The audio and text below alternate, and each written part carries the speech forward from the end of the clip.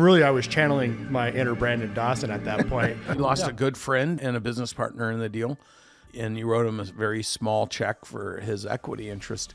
I think what's interesting, though, is now when we look back on it, we can say, and this is always the case, you look back and you go, oh, I wish I would have enjoyed that experience a little bit more instead of being freaked out and feeling panicky. Because for the listeners, I just want you to know my buddy here sold that business for so much money that he never has to work again.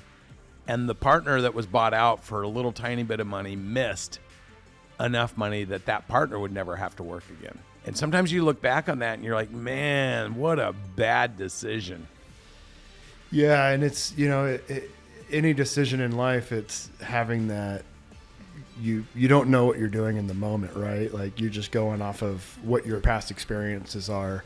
And so, being able to, when we got through that exit, because kind of to back it up for a second for the listener is, we put this thing together and then we had private equity come in and they approached us and they said, hey, we want to buy your business. And so, I met their M&A guy and their CEO, and we had dinner, and it was more of okay, let's see how serious you guys are. And you and I had plenty of conversations about this, and it was like those private equity guys, they're going to do X, Y, Z. And so after the dinner, the M&A guy calls me and he goes, hey, let's further this conversation. What'd you think? And I said, well, throw me a number, man. Like, if we're going to continue this, you got to throw me a number. He goes, I want you to give me a number. So I go, all right. And so I gave him this number that was like blue sky, like nobody, I thought it was just going to push him away. And he goes, why do you think that you deserve that much? And I go, well, you called me. I didn't call you.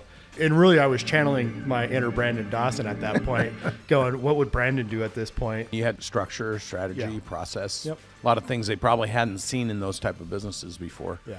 And it was a lot of fun for us, too, because I like new challenges. And when we were sitting there watching I remember walking in and we were looking at how many bays were in there. And I'm like, hey, if we ran these revenue by bay, revenue bay per minute, basically, like dollars per transactions, and created our own little formulation, then we know the bays could be going out, the techs could be working in the bays 12 hours a day, and then we could have a night shift. We could run those bays 24/7. Yeah.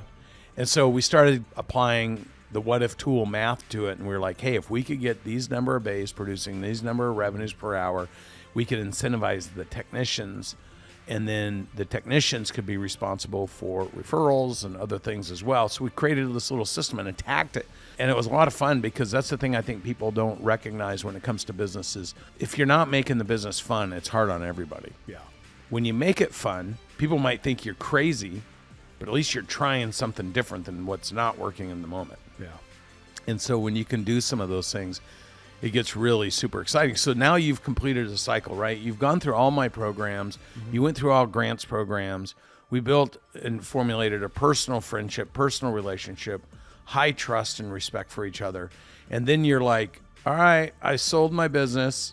We made sure you weren't obligated to stay on. Yeah, that was the other thing of crafting this whole deal was, typically people that go through the buying out process with private equity, the private equity requires them to be around for 2 years, 3 years, whatever the structure is. And so when we exited, it was payday and we were done. And we didn't have to stick around with the business. But the other thing we did too is I took a page out of your playbook when you exited your business at 77 times EBITDA, was you gave a payout to everybody. And and my brother and I, we sat down, we talked about that, and I said, let's structure something to reward the employees for, the length of time that they were with us, that people that helped us. So there was a lot of employees that got checks that they've never gotten before. And that was such a great moment, because everybody was like, man, we did something great. And then they were still getting paid the next day. I think you have to do that. There's a lot of business owners, because I've bought probably 138 businesses now in my career. And most business owners, they get really super greedy at the end of the deal. And probably because they didn't ask for enough, or they didn't make it worth enough, that they didn't get enough to where they feel like they could be done, So you sell, you get this enormous amount of money, you and your other partner. You guys get, neither of you have to work ever again. You all of a sudden find yourself out of a job, Yeah. right? Yeah. It's the best way to find yourself unemployed, by the way. Yeah, exactly. Yeah. If you're going to be unemployed with money. And you and I are talking, and you're like, man, I've watching this happen for so many business owners in Cardone Ventures. And we had launched our 10X Buy Sell organization, where we're helping business owners find, attract, align, and acquire businesses. And you're like, that was such a great experience. I want to come join the team and help all these other Cardone Ventures clients that you're friends with too. Yeah. I want to start doing mergers and acquisitions work for them and for Cardone Ventures and be on that team. And so now you're a permanent fixture here at 10X Buy Sell, which is our buying and selling arm of the business. And our activity in acquiring businesses is starting to pick up significantly.